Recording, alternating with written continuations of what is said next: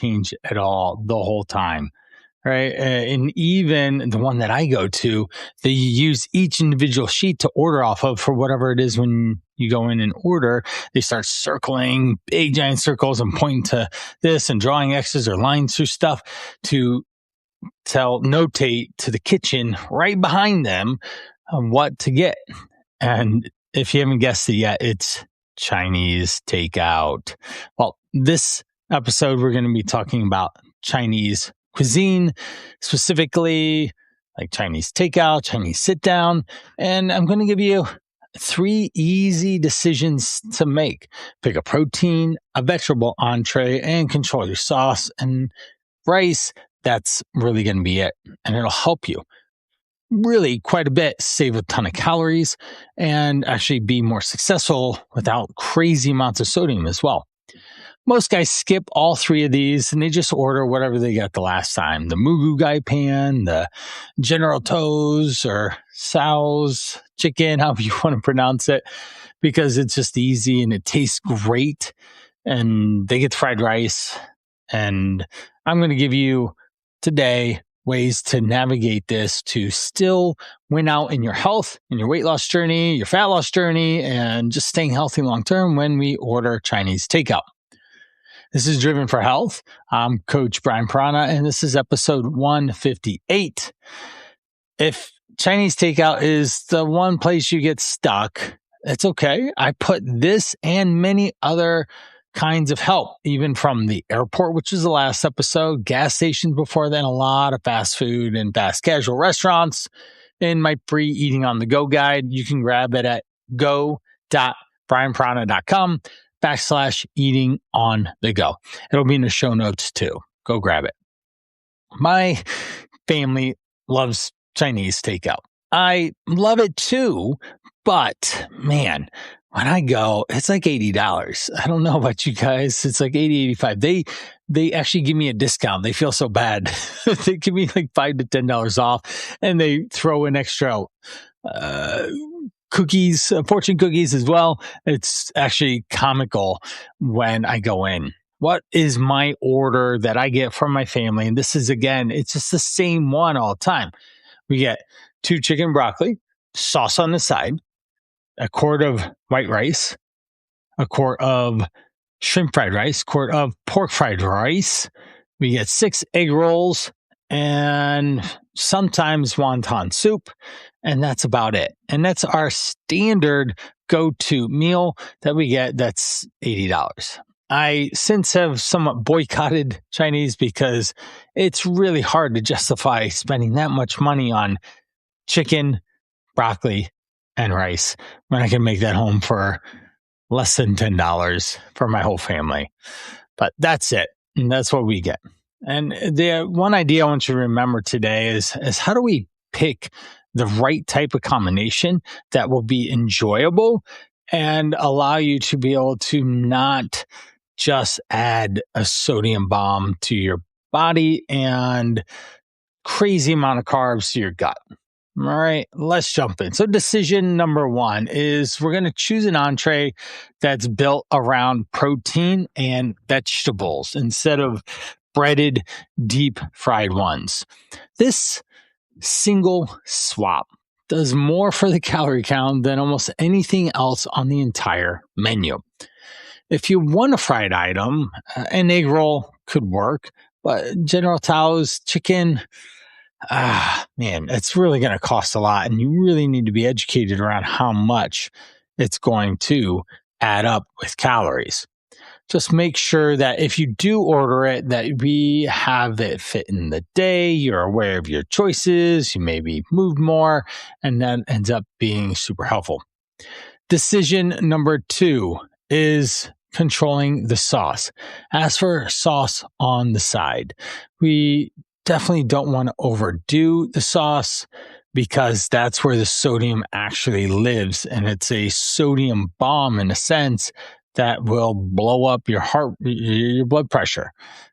Not good. And the kitchen will just pour it all over the place on your stuff and soak it in it if you allow them. By putting it off to the side, it really does wonders for you. Now, As we go, the rice, the portion of the rice or the lo mein noodles, we have to order it, but have it separate from the entree.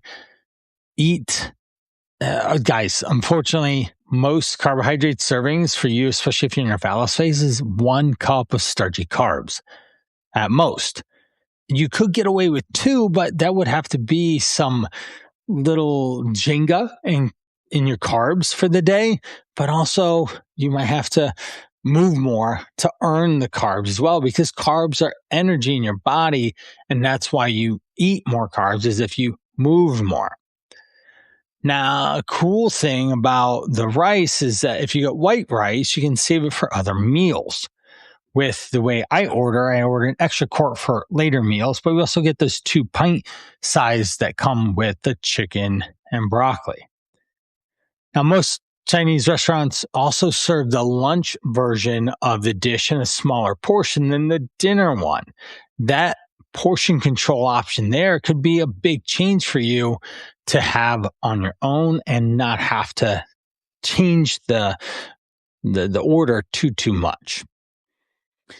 For a shortcut list, I have 5 dishes you'll find at pretty much any neighborhood Chinese restaurant that already fit the approach of getting a protein, watching the vegetables, plenty of vegetables, and the sauce on the side. So we have steamed chicken with mixed vegetables, steamed shrimp with mixed vegetables, chicken and broccoli with light sauce on the side, mugu gai pan with light sauce on the side, beef and broccoli with sauce on the side.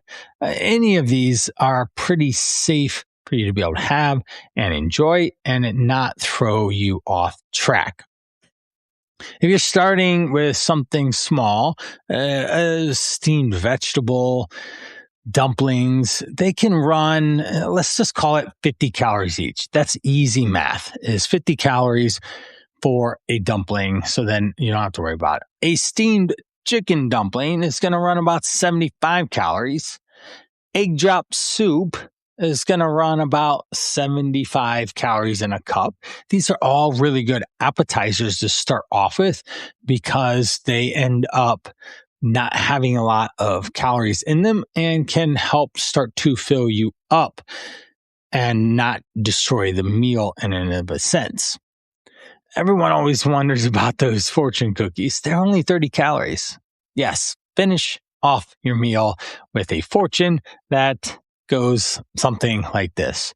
In the near future, you will be full of joy and love. Something like right there. They're always almost vague and ambiguous, but by purpose and reason. And I'm all good with that.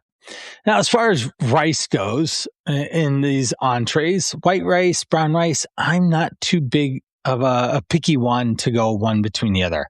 Sure, brown rice has a little bit more fiber than white rice, but I still don't think it's enough to never eat white rice again and just blow it off. When you look at nutrition labels between brown rice and white rice, they're almost virtually the same. I also tell people, just like a potato is a potato, white rice, brown rice, are they almost the exact same? And there are thousands of rice. And even we'll just throw potatoes in here too, because they usually are synonymous when I'm talking to someone. There are over 3,000 plus variants of potatoes. They're all basically the same. So I just want to throw that out there. So if you like white rice, excellent. We're just going to portion it out and not eat too much of it because that will be the biggest downfall of what you end up running into. One more thing worth knowing before you order, a quart container holds about 4 cups of food. This is simple and easy knowledgeable for you to then portion size out what should go onto your plate from that container.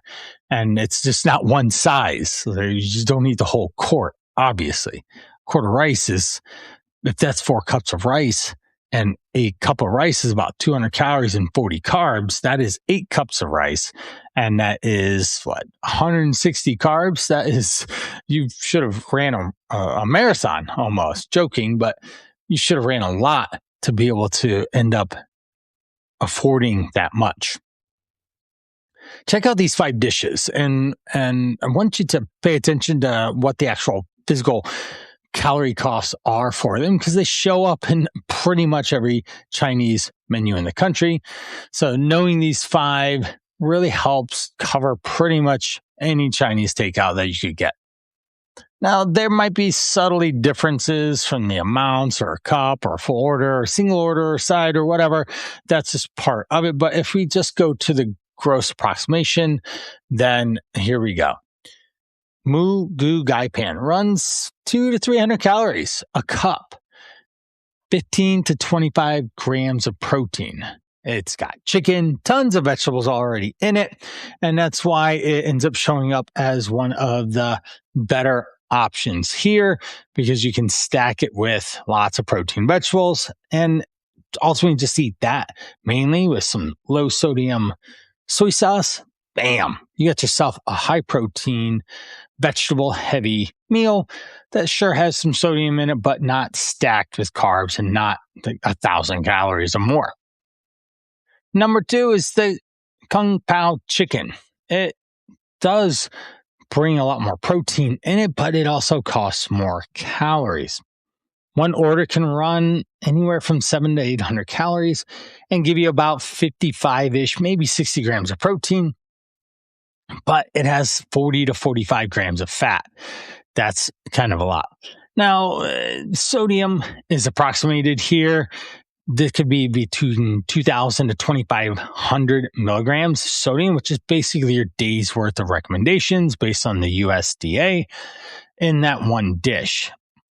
The peanuts and the sauce are killing your sodium there and the calories. So if we can get the sauce on the side, all of a sudden we can be in a lot more control over the amount of sodium there. But the fat is coming a lot from the peanuts. So again, that's okay. That's a healthy fat, but 42 for a whole container, that is in general a lot more for a particular meal. Egg rolls, they add up fast for something that is small, right? They only are a couple bites, sadly enough. If we think of these, a really gross, easy number to remember is 225 or even 250 calories for an egg roll, and that would do simple math. Maybe the difference there could be how thick is the skin of the egg roll? Is it more of a spring roll where it's almost translucent? Or if it's that crusty, crunchy type of outer shell, if that's the case, then maybe it's closer to 250.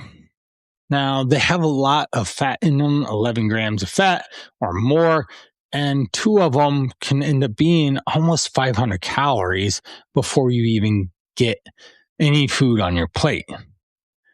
They're so good, but they do cost a lot. Chicken chow mein carries about 41 grams of protein. So we're in that 40 to 50 gram of protein I talk about pretty regularly here. It has fewer calories, less sodium than the Kung Pao chicken above, about 500 calories, but it still is carrying a little bit of sodium, around 1,800 to 2,000, give or take, depending on how much sauce and the way it's cooked at the restaurant. But that can be an option because of the chicken can carry some good protein there. The general so's and general toes, if you want to be my kids or just me thinking that's how it's pronounced, the chicken there, 9 pieces can run almost 500 of this. Sure, it has some protein because there's chicken in there, but there's an enormous amount of fat. There's more fat. So maybe it has about 20 grams of protein, but 25 grams of fat. And as we've talked about in the past, that's not a good win. And most of the fat is coming from the frying process, the breading. There's sugar in the sauce that makes it taste so good. That red, soupy, gooey, gunky sauce they pour all over it, right? It smells interesting. And obviously each piece can be a little bit larger or smaller. But if we say, hey, one slice is about, or one piece can be about let's just do some simple math and just call it 50 calories for easy math, then you know how much of the general tsos that you can have. Now, these are 5 different dishes that you can have, and a lot of it we have to just pay attention to the pattern that we're trying to do. Whether if it is more steamed, we're good. If it's more fried, we are not good. We do not want to have a lot of fried Chinese food because that's what multiplies the numbers in a sense. So if we want to go in there and order the healthiest option, steamed chicken with mixed vegetables, sauce on the side, rice on the side, and you will be able to serve yourself an appropriate amount of that when you get home, which is ideally 6 ounces of protein, 3 to 4 cups of the vegetables, and maybe a cup of rice. Having the dip and stab fork method will work really well. Now, if you're running into eating on the go situations and you are trying your best to lose weight and you just can't get a hold of it, that's what I'm doing, the Call to Rise 100-Day Fat Loss Challenge. I'm getting guys to drop 20 plus pounds in 100 days. We focus heavy on nutrition, fitness, and lifestyle that are able to work around your job, your family, and you can learn more at thecalltorise.com. My fancy hat here, if you're looking in video. And this is one of the main things that I've been doing for a long time, is helping guys step up and step out. And you hear lots of testimonials on this podcast of guys in real situations. So check that out. All right, back to some Chinese. If you're ordering for the family, I think we do a pretty good job overall. Certainly the fried rice of shrimp and pork fried rice add more calories, but the way we order the other stuff, chicken and broccoli with white rice on the side and 1 egg roll, I think that's okay. I think we're doing ourselves a favor. Now, it doesn't do my credit card a favor every time I go there, so we have to do it. Now, we all sit down family style, serve each other up, and then off. Usually when it's Chinese time, we'll watch a movie together or something and just spend time together, which is good. And then there is always some left over, and you can then portion them out to the appropriate amount of meals that you have left, and that would be great.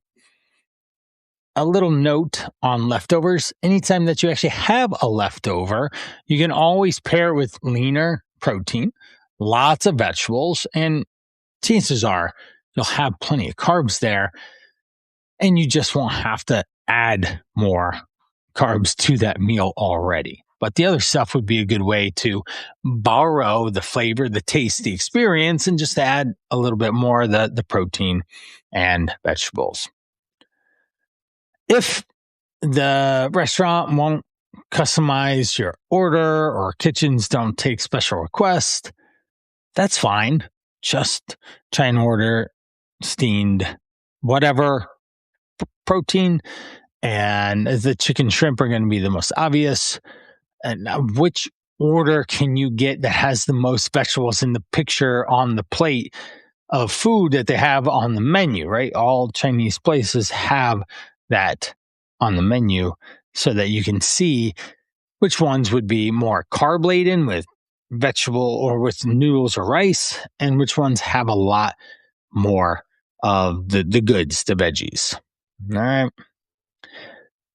One interesting thing, General Tso's chicken didn't start off the way most people order it now.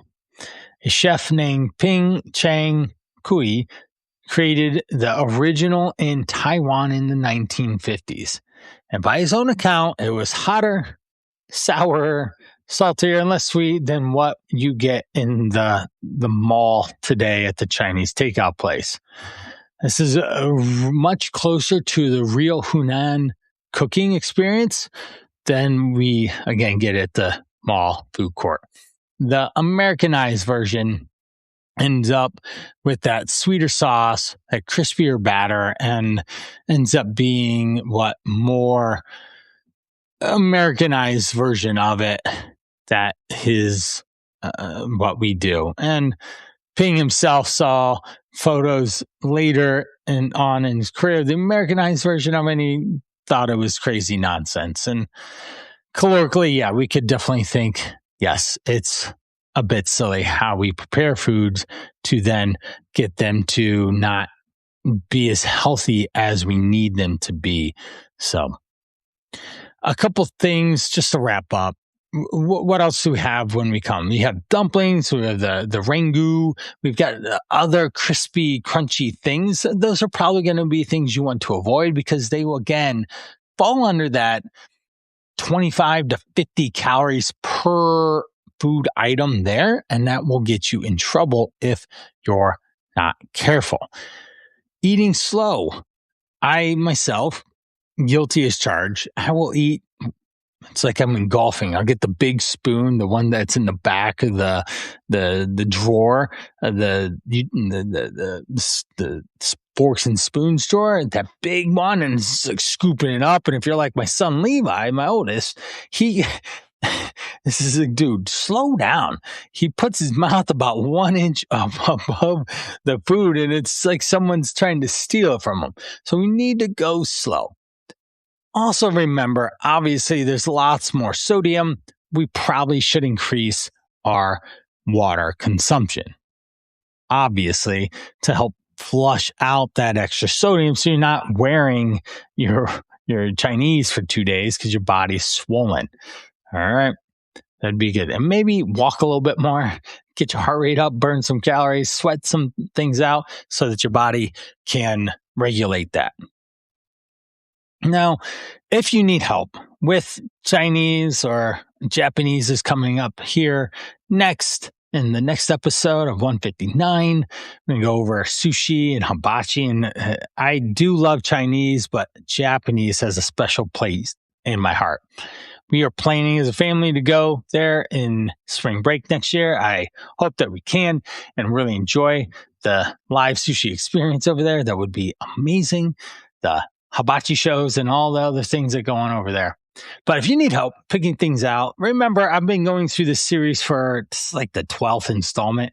So there's a bunch of different options and opportunities around specific food choices that you can make at these restaurants to be healthier. We started off at episode 145 with Chipotle, going through some of the fast casual places, fast food of Starbucks, Panera Bread, Subway.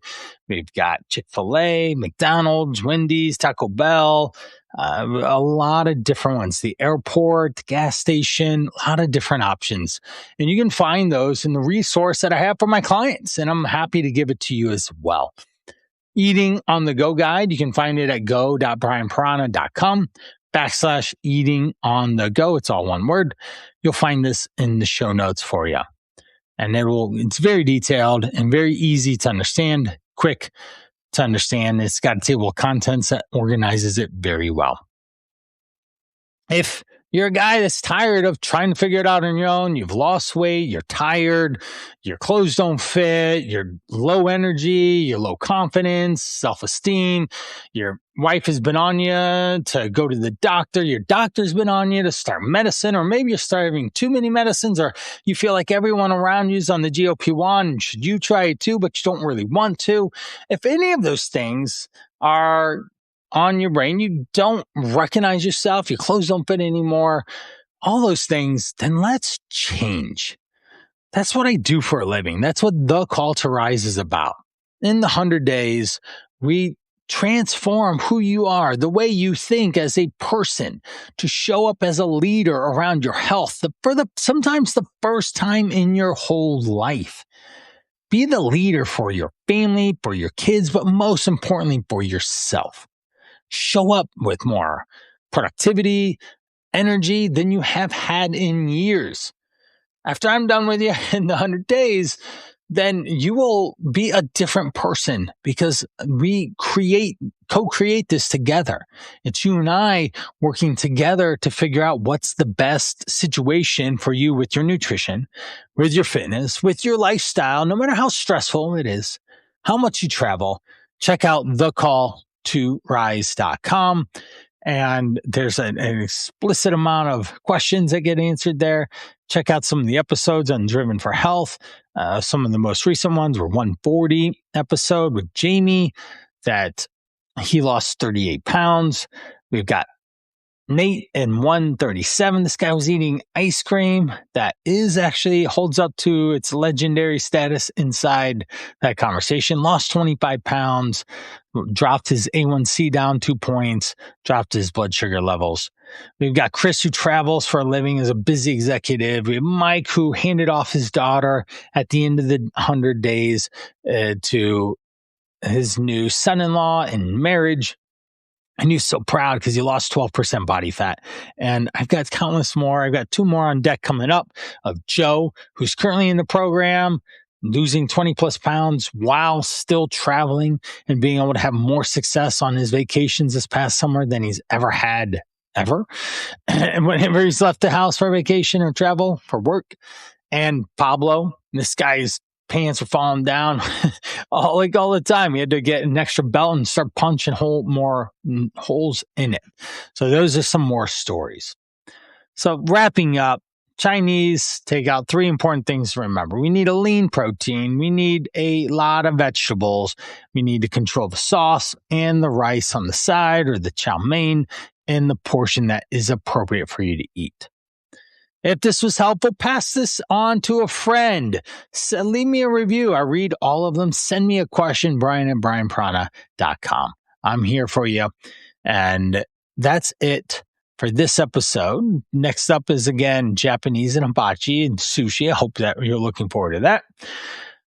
Wrapping up for Driven for Health. Train hard, eat smart, and I'll catch you in the next one.